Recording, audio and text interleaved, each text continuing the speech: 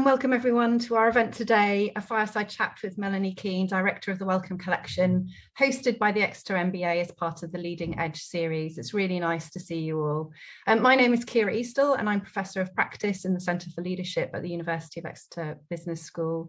Welcome to all of you and to Melanie, our first guest in this new series. Lots of you I know will have been at Leading Edge events before, but for those of you that haven't been, the aim of these fireside chats is to give our MBA students, our alumni, our staff and our wider business and stakeholder community the opportunity to hear the personal leadership stories of a diverse and inspiring range of leaders from across business and civil society. I don't know about you, but I always find it so fascinating to hear the personal stories of what it takes to build your leadership in different sectors. We try to make this as informal as possible. So this is lunchtime, so sit down, relax, grab a sandwich, cup of tea, and hopefully enjoy and be inspired by what you hear. We just encourage you, if you feel comfortable, to put your camera on so Melanie and I can see some of you and see who the faces are that we're talking to. But if you're eating your sandwich and you don't fancy that, then don't feel you have to, but we'd love to see some of your faces. We've got 3 speakers in this series, 1 a month for the next couple of months, and we'll give you more details on our programme at the end of today's session. Now, through our Leading Edge series, we hope to have the space and time to explore our priorities as a business school, which are around responsible leadership, digital transformation and environmental sustainability. And we'll be inviting our speakers to reflect on some or all of those topics as we move through the series. Just in terms of the format for the session today, Melanie and I will have a conversation for about half an hour. And then I'll pick up as many questions in the chat as possible. Just feel free to put questions in the chat as we go along, and I'll ask as many as we're able to in the time that we've got. We are recording the session today, so it will be available alongside all of our other Leading Edge talks on our website. So do send it on to people that you know that might have missed the session today. So welcome, Melanie, to our fireside chat today. Really nice to see you. Hi, Ciara. Thank you for having me. It's always a real honour to be invited to talk about my career and my leadership. And I do always think, really, they want to talk to me? We do. Yes. Do I have any answers or any kind of gems to share with anyone? So yeah, I really appreciate the invitation. No, it's super. It's really lovely to have you, and it'd be so fascinating to hear about your work and your leadership. So you're Director of the Wellcome Collection, and we did have our MBA students at the Wellcome Collection last week, as you just heard. But just tell us a bit more about the Wellcome Collection and your role there. So yeah, I started at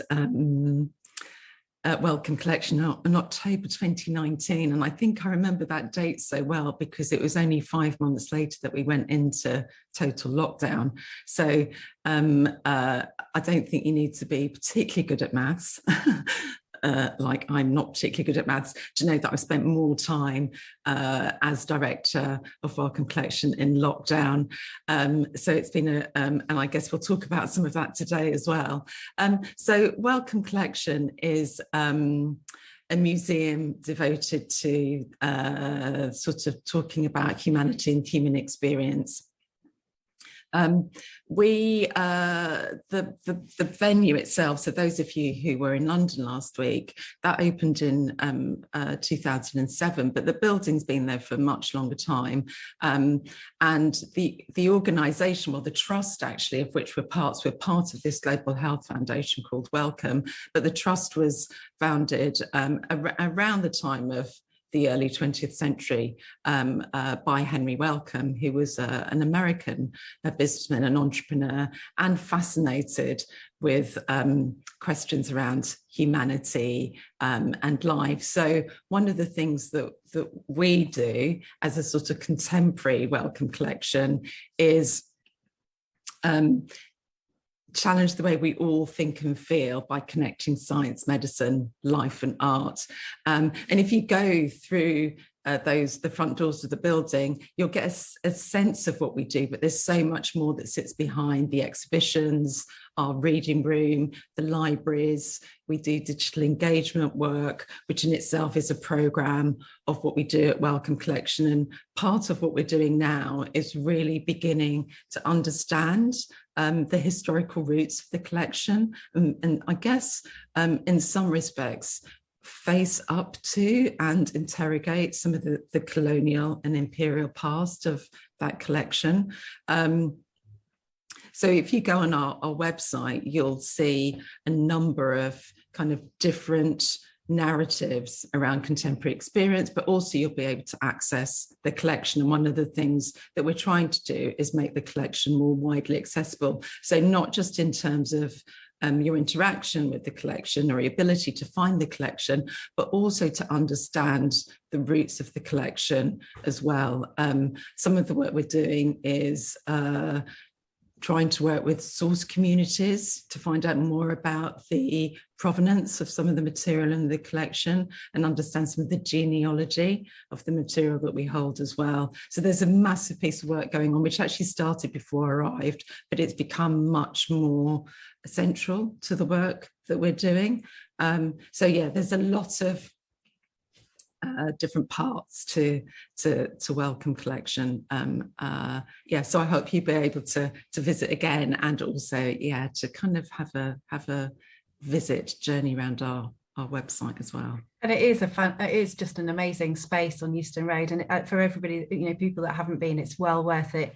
Great coffee too. And the reading room is just like one of my favourite spaces in the whole of London because it's so quirky and interesting. But just tell us a bit about your role as director there, then, Melanie. As you say, it's been a very untypical period of being there, or even not being there. But what is the role of the director of Wellcome Collection involve? Oh, it involves a lot.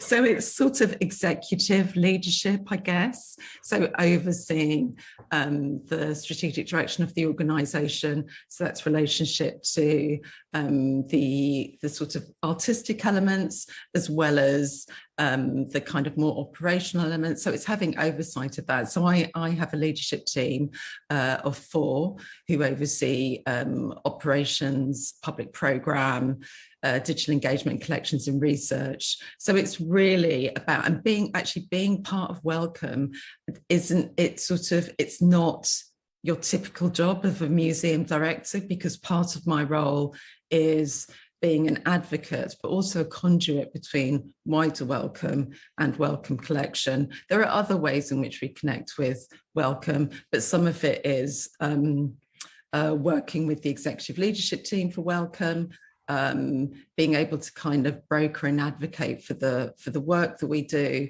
but also be accountable for our sort of financial planning, artistic planning, and reporting that back in to Wellcome up to Board of Governors.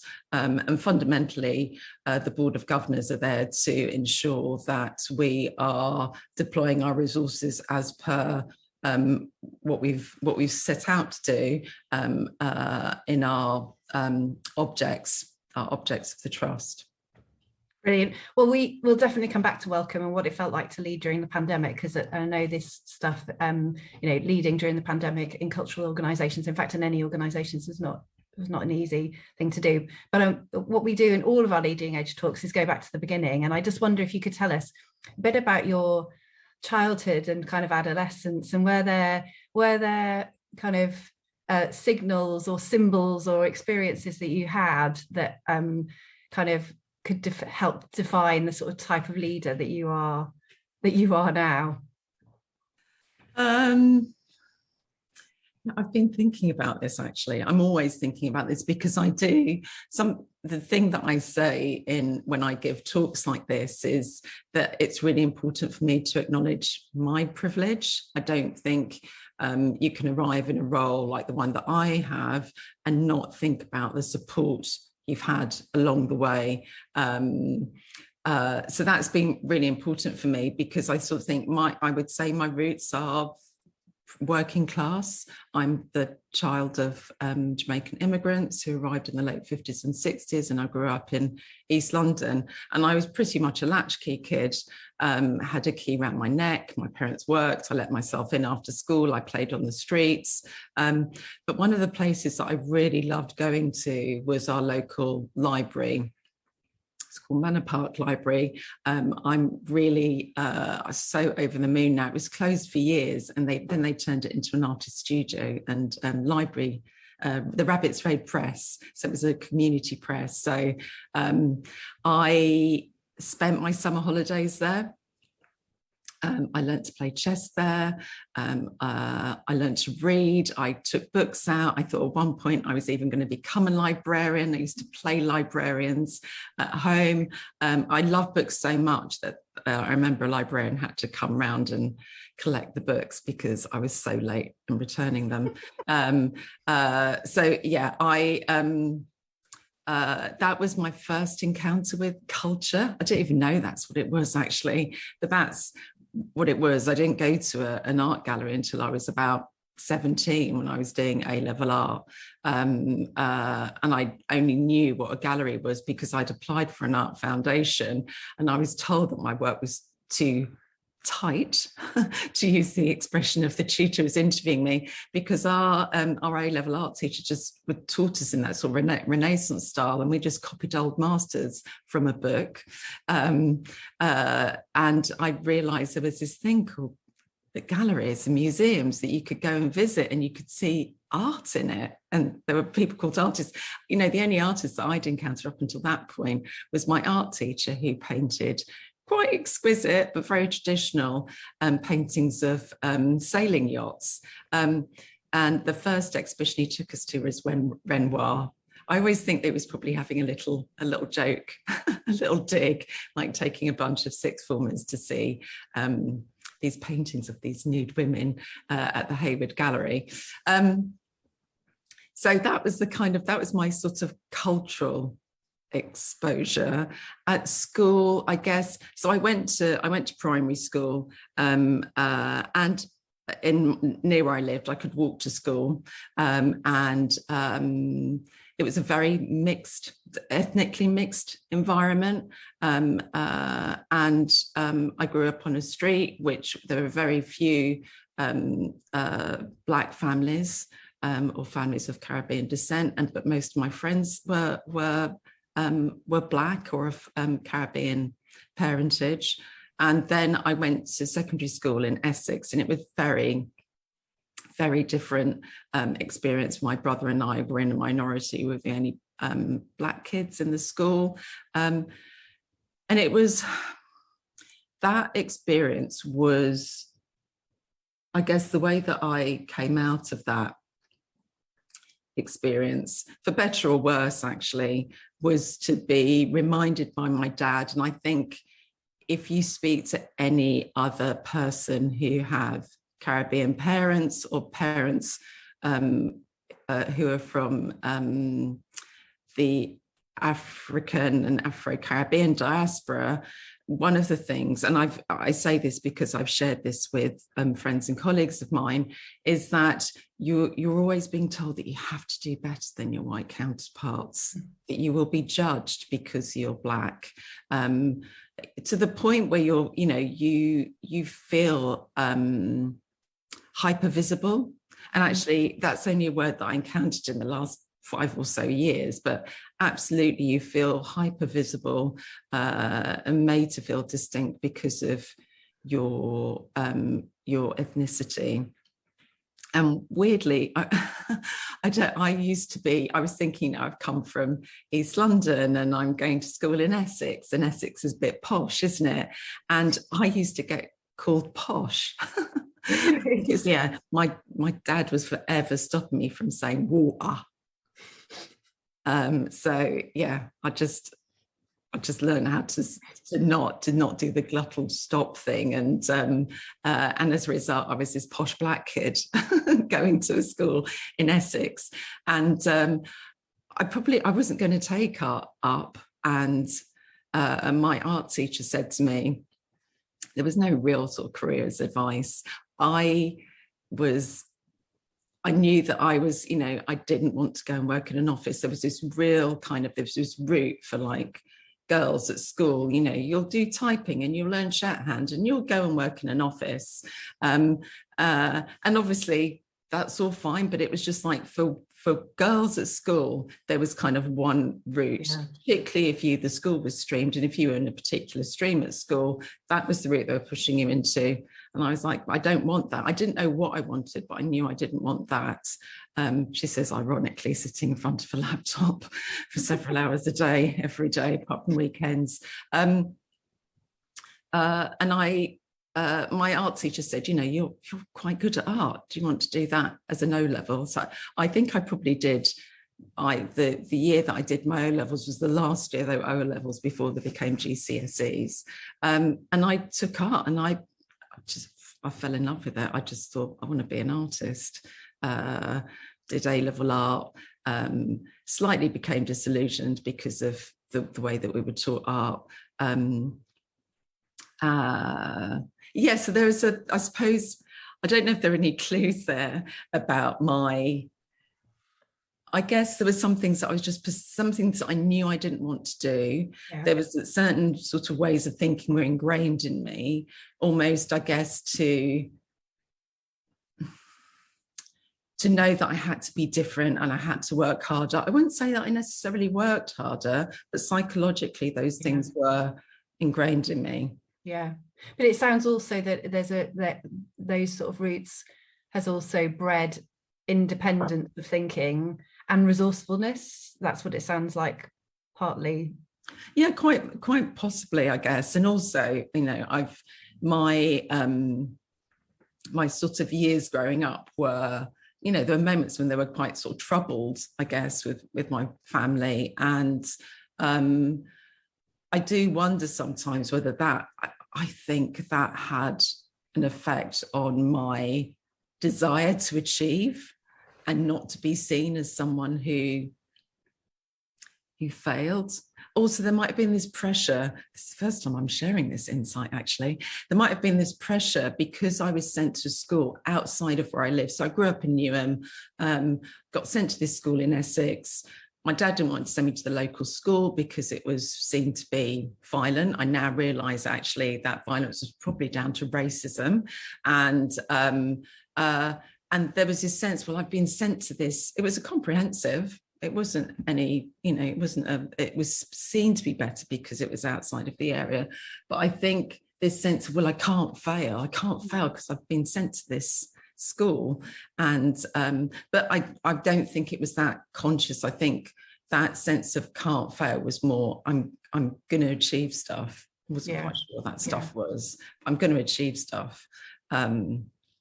Yeah, and then you worked your way, you know, I know from when we've talked before that you kind of worked your way kind of in a squiggly way rather than a straight way through different art galleries and so on. But can you say something about the sort of the first time or the first few times that you felt yourself to be a leader or recognised as a leader?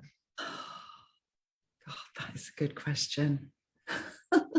I think I've only latterly seen myself as a leader, or people have kind of looked to me as leading within the last sort of 6 or 7 years. Before that, I wouldn't have, you know, I did programs like leadership training programs, and to kind of, you know, which would underscore that you can lead in your own area. You don't have to be leading an organisation. So but if I think a bit, you know, in a more introspective way, I guess I was sort of fairly good at taking the initiative around stuff. Whether I thought I could actually do stuff was another question. But I would, when I had finished my art degree, I got a job at this local art centre in Stratford in East London, and I was working behind the bar, and I noticed that there was a gallery there that was being unused, and it was being unused because they'd lost their funding. And I said to the I can see his face now. I think his name was Andy. He was like the director of the centre. And I said, could I just run the gallery? People were sending in proposals. I said, I don't mind running it voluntarily, but I'd really like to see the gallery used. So I started running the gallery, and I set up a women's art group. I do sort of think now, wow, that was quite sort of forward thinking. I didn't really know what I was doing, to be fair. I just knew that I wanted to use the space. And when I graduated from my fine art degree, I didn't really want to be an artist, and actually even questioned that then, like, why fine art degrees churning out people who want to be artists? Just that's, end of story. And then I saw a job in what was, well, actually it was another volunteers position in what used to be called Artist Newsletter. It used to be a magazine, and now it's more of a, I guess, a sort of an art development organisation. Yeah. And it was to work in Chisenhale Gallery in East London, and I got the role, and it was helping with admin and bookkeeping. And I said to the director at the time, Jonathan Watkins, who I consider to be one of these people actually who've been a bit of a guiding light for me, really supported me early on in my career. And I just said to him, can I work with the artists, please? You've got all these artists coming in. I just want to learn about how they're installing shows, and I want to work with the gallery manager. And I picked up that skill then. It was by asking, actually, and sometimes asking and not really knowing whether I could had the skills. And I think actually going to art school, doing an art foundation, finding what I could and couldn't ask for, helped me to ask the question. When I was younger, I used to hate asking for things because I was always worried that people would say no, and my mum would say, that's the worst that can happen. So I got better at asking for stuff, and where I felt I could learn as well. So it sounds like real leadership to me. That all of those stories sound like a really entrepreneurial kind of spirit and leadership, but that proactivity to kind of just say, let's make something happen. It's very creative. To me, it sounds very entrepreneurial. I suppose just listening to you talk, it makes me wonder now that you are in a position of true leadership and real power in terms of your role, what you've learned around how you help people grow their careers, particularly people from backgrounds that might not otherwise be perceived to be the leaders of these organisations. What have you learned, and also what have you been able to do or feel able to do now that you couldn't do before? I learned.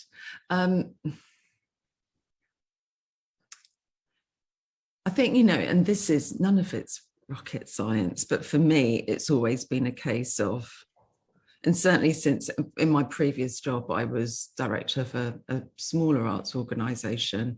And I think the thing that struck me then was, well, there were two things. That I had people who were unofficial mentors for me, who kind of showed me the way. They weren't proactively showing me the way of saying, this is the way you need to be a curator or lead an arts organisation, but they gave me opportunities and saw something in me which I probably didn't see myself. And I also arrived at director of Innova, and there were, I don't think there were any other Black women leading visual arts organisations at that time. Now it's incredible. There are definitely more Black women leading arts organisations, particularly visual arts organisations. I would say in theatre performing arts it was slightly different. And I just asked myself, like, why? Why is this the case? I know I'm not the only one, and I knew, and actually seeing some of the women who are in directors' roles now, they'd probably been working independently for a while. And when I was at Innova, I set up a curatorial traineeship program with the Barbican. And out of that, so we did it for 3 years, out of that came 3 phenomenal young women. And I see them as being my mentors. Don't tell them that. I really, they are I used to catch up with them, so they would split the time between Innova and Barbican, and I would meet with them at least once a month, and I'd be pretty much saying, you know, what can I do for you? You know, how do you want to develop your career? What kind of ideas do you have? Can I connect you with people? It is about opening your contact book and having sort of faith and confidence in them, but also listening to them. They bring so much different experience to my role, and they're sort of powerful humans, you know, really helped me in my role to kind of clarify some of my thinking. And I've been fortunate actually that particularly young women have approached me and said, you know, would you talk to me about your career? Would you talk to me? I'm thinking about developing my role as a curator, or I have particular projects and I've seen some of the work that you do. Could you give me some advice? I always make time to have those conversations and make myself available, even at the end of an email. I probably overstretch myself sometimes, but I recognise that there were people who supported me. So the artist Sonia Boyce, I met when I was 19, and she helped me pull my portfolio together for my degree. Shalane Towerdross, who was the founding director of Innova, offered me a role as assistant curator, and I am certain there would have been no other arts organisation, even with my master's degree in curating, that would have offered me an assistant curator's post to work with one of the best curators of this generation, called Guy Brett. I feel so, you know, fortunate that my paths crossed them. I do think part of it was down to my sort of determination as well, and making myself be present. It wasn't always easy, and I have to say, I'm sure I had, you know, my stomach flipped multiple times, but I was, I guess I had my, you know, to some extent I might have had my dad's words in my head about what you needed to achieve. And some of it's obviously, I have the benefit of hindsight now and to be able to reflect. So some of it will have been conscious, and some of it will have just been me just sort of spotting an opportunity and asking the question. So I did an internship when we were doing our MA. During the MA, we had to do a summer internship, and we had to find it ourselves. And I wanted to go to New York, and I went to the Brooklyn Museum, and I had an interview where I was told I'd be just sitting in front of a computer cataloguing for 3 months, and I was like, I don't think so, and came back to London. I'd met Thelma Golden, who was currently she was a curator at the Whitney Museum, and I'd met her, and I just sent her an email, and I said, Thelma, I would love to come and work with you for the summer. And she said yes. It was an odd internship, I have to say, but I combined it with the Bronx Museum. But it really stood out for me as don't necessarily take the option that's been given you. And I guess again, with my dad's words, and I kind of talk about my dad as if he's sort of some revered character, but I had a very difficult relationship with my dad, and that's probably why I'm sort of driven to achieve. But there is something there about not settling and looking for an alternative option. And it was just very much, I guess, my desire not to want to sit in front of a computer. However, another person doing that internship at Brooklyn might have thought, I'll just sit in front of a computer, but then I'm going to go and speak to this curator and that curator, and I'm going to go to get invited to this preview. That wasn't my style. I think that's really inspiring, though, just not to settle, because I don't know that I would have had the guts to kind of push back and get. So I think that says something about kind of courageous leadership and a gutsiness to just kind of give it a go. I think that's great, and all power to both you and Thelma for for being prepared to do that. I was just wondering about, I mean, it sounds so generous, your leadership, Melanie, you know, that sort of sense of making time, even if it's to your own detriment, of kind of, you know, when people ask you, you know, women ask you for that help and you're prepared to give it. And I just wondered what you thought about kind of the cultural sector more generally in terms of, you know, efforts to build a more diverse workforce across the cultural sector. You know, lots of hand wringing, you know, that we've both been involved with in terms of that, but still, you know, the arts sector is not nearly as diverse in any part of its governance or workforce, all aspects as it really should be. What are your thoughts on the leadership that's needed nationally to change that? Is it good, bad, and different? What more could be done, do you think? God, that is so difficult, that question. I don't know where to start with that. It's kind of,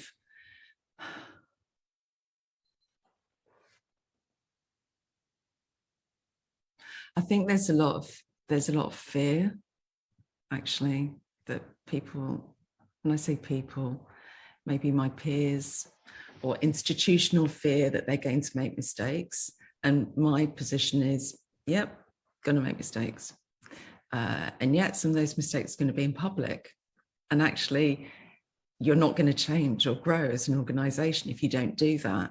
And what I learned during the summer of 2020 is that, and I think it was quite clear in our anti-blackness and racism statement, that we've been too slow to come forward to talk about some of the work that we've been doing, for fear that we might be getting it wrong, and around anti-racism.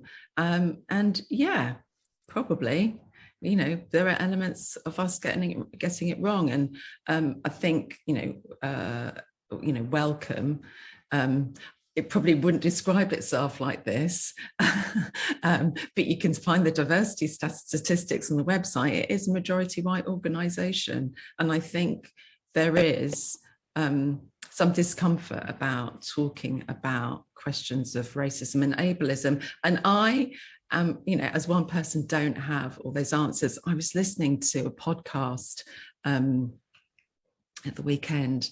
I think it's Ideas That Changed the World. It's a Channel 4 podcast, and Angela Davis was talking on it, and it is amazing because she talks about what it takes for change to happen, and something that I have said, although, God, I don't want to kind of cast myself in the same light as Angela Davis because she is phenomenal, and but this idea that change doesn't happen overnight. It's like flicking on a light switch and suddenly you have an epiphany.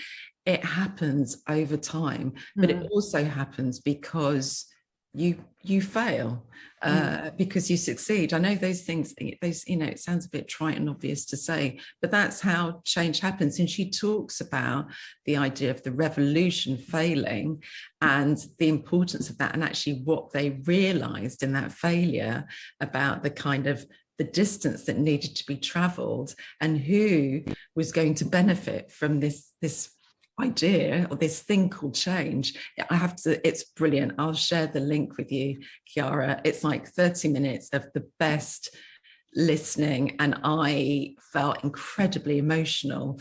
And I think it's, oh God, I can't remember her name. Oh, so annoying. I can't remember her first name. Shelley? No. Abrahams, the woman involved in the kind of the shift around changing the Black vote in Georgia. Oh, yes. Yeah, she talks really profoundly about how long it takes change to happen. She was a community organizer for like 10 years, and actually look at where she arrived. And I think if we can kind of hold on to this idea that sort of change takes time, but actually what's required in that change is being vulnerable, being transparent, doing it in the open. I guess I can't think of another way to say it. It is excruciating. You know, I've definitely, you know, being at Wellcome Collection in the summer of 2020 and being called out as an institution for making a statement around anti-racism, but not showing what we were doing. That was incredibly difficult for me. But what it helped me to do was to speak openly about the challenges that we faced as an organisation, the challenges that we faced against structural racism. And so as traumatic as that period was, I feel grateful in a way that it's enabled us to move ahead with some of the things that we were perhaps quite hesitant about, and doing the hand-wringing about. So prior to that moment, in a previous job, I'd sit around endless sort of round tables talking about workforce diversity, you know, with a bunch of people wringing their hands. And I'm just saying, why are we sitting here having this conversation again? Let's just act. And similarly with the Arts Council, I'm singling the Arts Council out, but it's not just Arts Council. There was just a lot, and actually with this roundtable that I went to around workforce diversity, they were talking a lot about, you know, we just need to get the data right, just need to get the data right. And it's like, I can look around you and just tell you the optics don't look good on this. You don't need the data. But a guy sidled up to me actually after this workforce diversity roundtable and said, actually, you know, the data comes in really handy for showing those kind of white male directors in institutions that their institutions aren't that diverse. Yeah, it's true. Because they just can't see it. There's a real sort of myopia about this. And so I feel like I've gone on a massive rant there. No, it's super. I don't have the answer, but actually there is something about what Angela Davis says which gives you a clue to the kind of change. And the thing she recognizes about her own development as a revolutionary, as somebody who sort of took up weapons, you know, and thought it was just about a single issue, which was about race. It is. Well, we love to get podcast recommendations for our MBAs and alumni, so it's a really good one. So we'll definitely follow that one up. Sounds great. Just before I ask you the next question, I'm just going to encourage people that are watching to start asking some questions, because people have been listening very intently, but it'd be good to get a couple of questions in as well. So do add them into the chat. I was going to ask you just to say a bit more about leading during the pandemic, because I remember interviewing you for a chapter of a book that I've written on national cultural leaders and their experience of leading through the pandemic. And I think you were the only person I spoke to who had essentially started their job soon before the pandemic. And I think we all know now that those people that started either during the pandemic or just before, it was a real baptism of fire. Not only the summer of 2020 with Black Lives Matter and everything else that you just mentioned, but just the whole thing of starting a big new job. Can you just say what it's been like and what leadership lessons you've learned from it all now? From it sort of, I mean, still you haven't quite got hindsight yet because we're still in it, but 2 years on, what are your sort of reflections? They're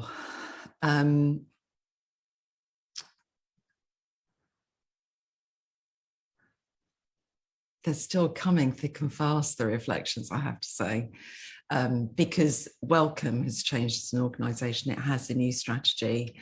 Wellcome Collection is going through a similar kind of process of we've come to the end of our forward plan and thinking about what the next 5 to 10 years looks like. So there's a lot of, there's some flux, I guess. So that's the sort of backdrop along with COVID to this. So the first thing, I guess, was this sense of not knowing and just almost serving as a really good reminder of like not really having the answers, and no one had the answers at that time. And to be honest about that, it was difficult because I think there were colleagues who were looking to me and to other leaders to have the answers. There was something exceptional about being at Wellcome, though, at that time, because of Jeremy Farrar being the director of Wellcome and being an epidemiologist and bringing all his immense knowledge around coronaviruses and the way they spread. And we would have these kind of meetings with him where he would tell staff all this phenomenal stuff. So it felt like we were getting extra information to make us feel a bit more grounded, I guess. I remember Julie, my husband, watching one of these and going, God, does everybody get to see this? This should be broadcast nationally, because it was certainly before, when the government were in deep denial about COVID. So that felt like a good place to be. But it was kind of all hands on deck, sort of emergency, sort of crisis situation when we went into lockdown. And the thing, I guess, which I was sort of encouraged to do, and the thing that I needed to do, was to be more present, more visible. So I'd actually been working 3 days a week, and I went up to 5 days a week at the point of us going into lockdown, and doing these recorded videos, and some of them were just me sharing what I was thinking about what the future might hold, and trying to be hopeful about where, what would happen when we reopen the front doors. But also, one of the kind of critical things, which was a real point of tension actually, was just because we'd shut the front doors in Euston Road didn't mean we stopped working completely. We had to find different ways of working, different ways of kind of doing the work that we do when we might be having visitors in. And not everything in the work that we do at Wellcome Collection is always about an interaction, an immediate interaction with a member of the public. Some of it's about how do we make our work more visible and accessible to the public. So there were things that were brought into sharp focus, and real learning points for me, actually, sharp focus about how distinct our work is at Wellcome Collection compared to wider Wellcome. So yeah, massive learning for me. I really thrive on being with people, and one of the things that I really wanted to do when I started the job was like meet colleagues where they work and find out about their practice. And suddenly I was in an environment like this where I was having to talk to people. The upside was I could meet lots of people at the same time, like our visitor experience team, because we were shut and they weren't on rota. I was able to kind of engage with them in a different way. And actually the way that they gathered as a group was strengthened in some respects, because they didn't have different kind of rotas, different working patterns. Some of it was, some of it was good, but a lot of it was required different thinking, disorientating. I'd probably have to write myself a little essay to really understand what I've learned. There was something very galvanizing about the resurgence of Black Lives Matter, I have to say. I think that was perhaps when I felt most fragile, I guess, and at the same time my strengthening around my position as a leader, and I think that has carried me through, where I felt quite empowered to sort of speak my mind at various moments within the organisation, and show support for colleagues who are doing some quite sort of deep work requiring a lot of emotional labour. So yeah, that's a bit of a I don't know. It's interesting. There's much that I can crystallize on. It's and I know, sorry, just one more point. One of the, I suppose, sort of affirming things about that period was I was part of a network of women leaders in museums, but I also was fortunate enough to be involved in 2 other sort of WhatsApp groups which were set up. One was sort of Black directors of different organisations, different art forms, and also a Black women's directors group. And actually that was so fortifying and a real affirmation to say, oh, this stuff's really hard. Does anybody know what they're doing? Has anybody got any tips? And there was a lot of sharing, actually, and it did serve as a reminder that I wasn't on my own going through all this stuff which I didn't quite know how to deal with. Yeah, those power of those networks, definitely when I was doing those interviews, I think I said when we last met that came so strongly. And I think the challenge now is to sustain those networks, isn't it? Because everybody is kind of being pulled back into a kind of, well, more of a day-to-day kind of way of operating. So it's really important. You said there earlier about when you first started being part-time, and I know there'll be people on this call that really either work part-time in a senior role or would like to, and I know it's not easy to do that. Can you reflect on what it's been like, and has it, have you, notwithstanding the pandemic, but can you be a part-time senior cultural leader, do you think? Yes, I think you probably can, but you have to have the kind of apparatus around you that allows you to do it. I think what I found starting a new job in a pretty big organization that is structured in a particular way,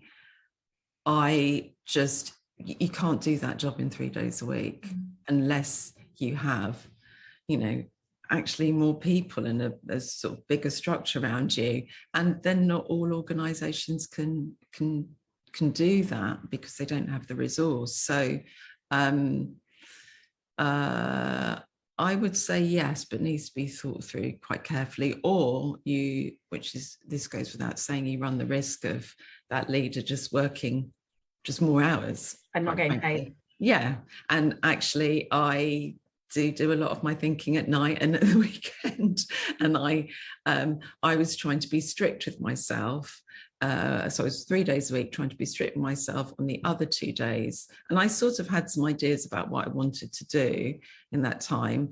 But it did mean that I would try and have this hard stop on a Wednesday or Thursday, whenever it was. And then I just go back to the next week and it would feel like starting again, because there was so much to learn in the organization.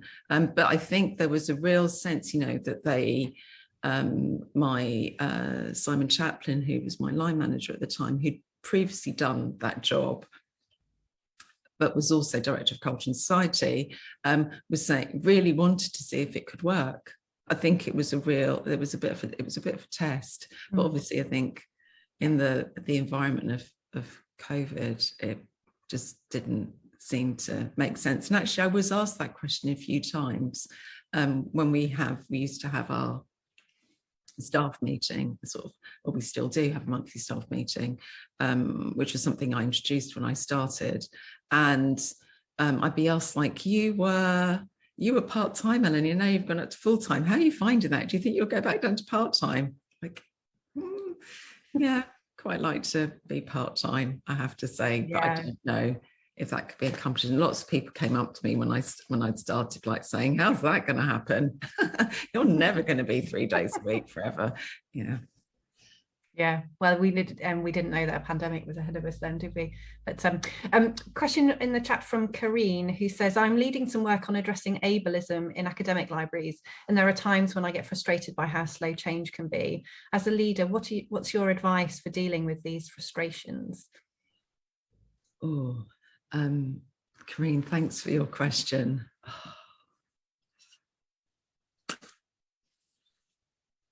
I'm probably going to give a slightly unsatisfactory answer, but I think something I'm going to give advice, and I'm not very good at doing this, which is be easy on yourself, be kind to yourself.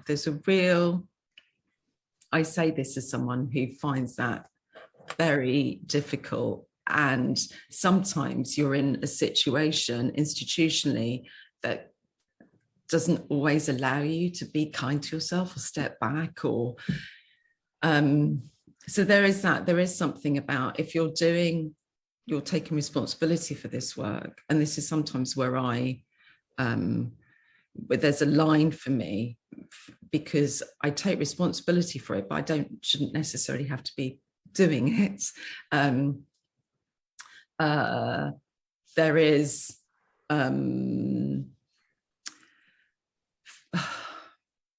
and it's, again, this isn't easy, and this might be because of my position within Wellcome, where I feel able to speak out and say and talk about my frustration, and talk about the barriers. I don't always have the answers to, and sometimes I think, nor should I necessarily, but I don't always have the answers to some of the things that are causing the frustration.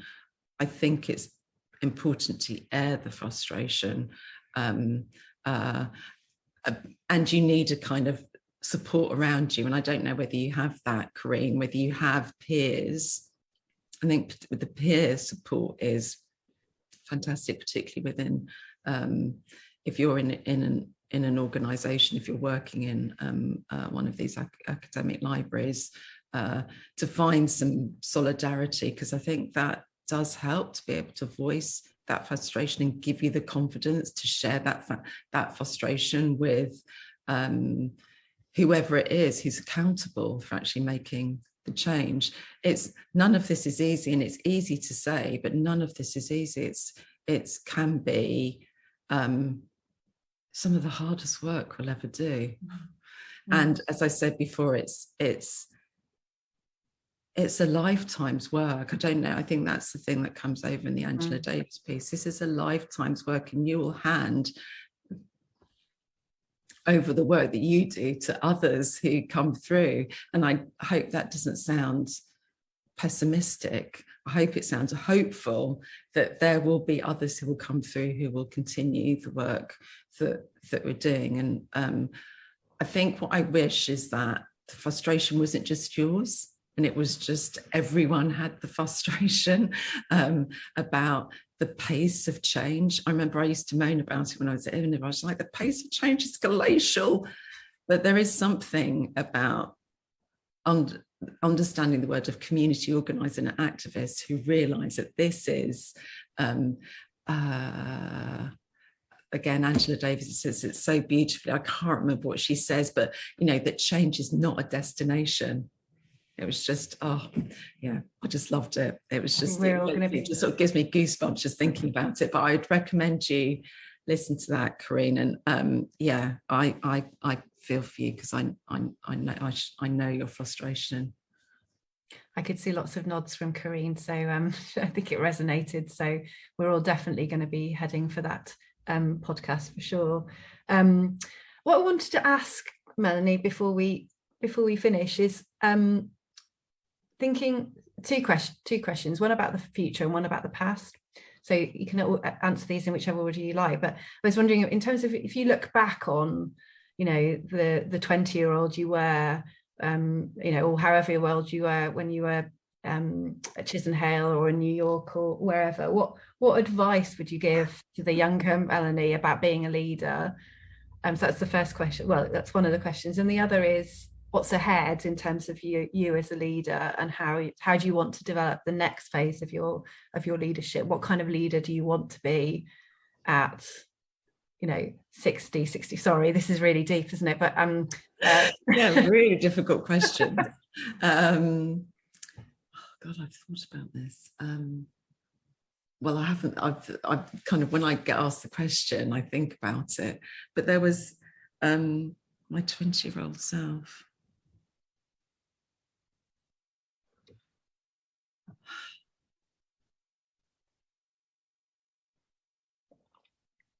Sure, I've got tons of advice that I would give myself.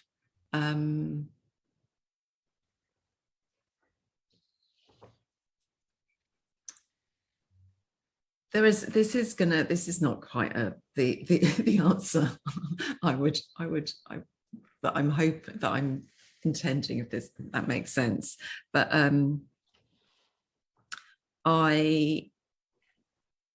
I think I sort of learned too late about the sort of networks and reaching out to people. So whilst I might have made contacts with individuals, there was something about trying to be part of a bigger network. And actually there are, I think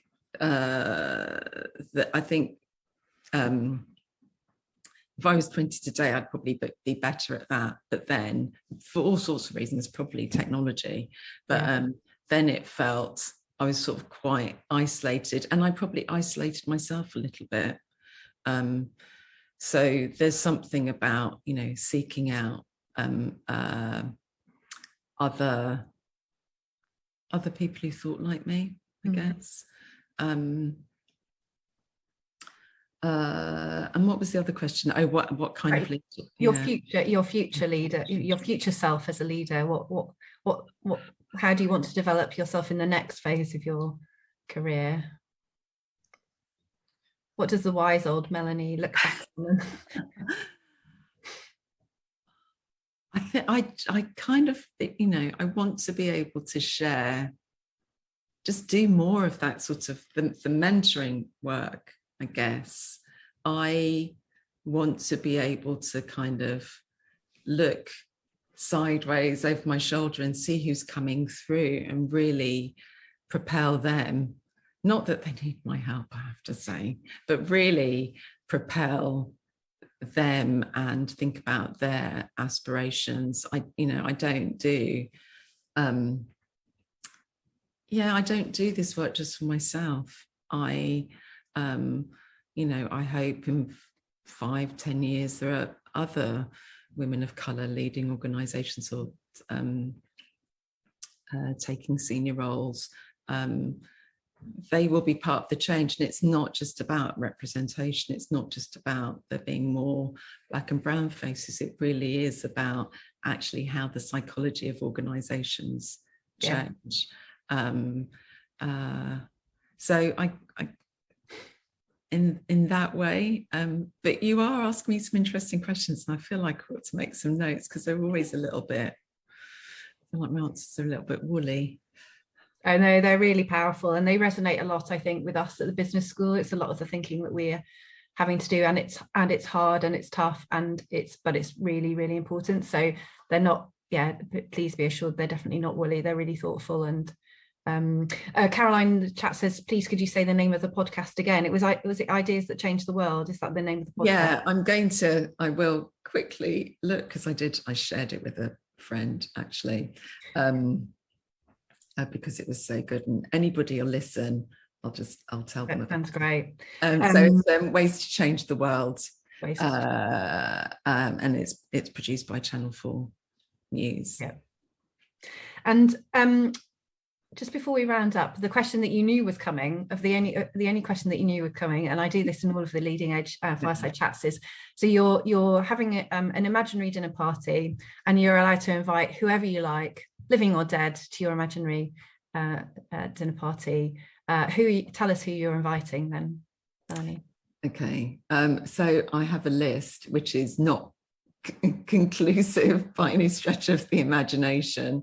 This is just my starter party, but I imagine I'd be inviting more people along the way. So the writer James Baldwin, Nina Simone, Michelle Obama, Barack Obama. I don't know if anybody will know this. You'd have to watch the program that he's in. Titus Andromedon.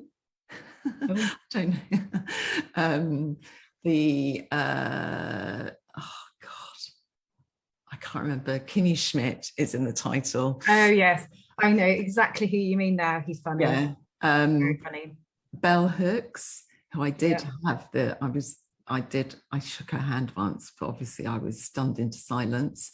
Audre Lorde, Jacinda Ardern, who is amazing. Michaela Cole, another amazing woman.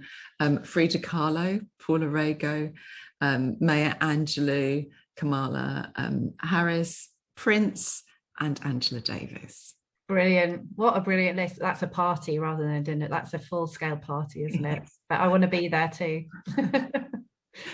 Thanks so much, Melanie, for coming today. We've really enjoyed having you, and Jackie's put in the chat your answers, Melanie, are indicative of the challenges in these complex issues, and thank you for your honesty, which really sums up how we all feel listening to you. There's some really valuable thinking in what you say for all of us in our leadership roles.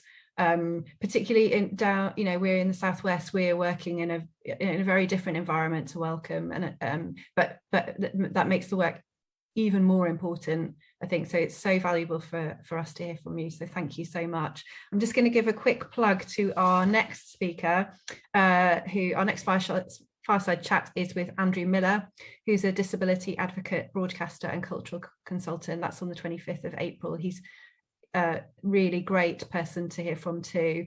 After that, Fiona McNay, managing partner with Insights Consulting, is our third speaker in the series. And I think Ella will be putting the link to sign up in the chat.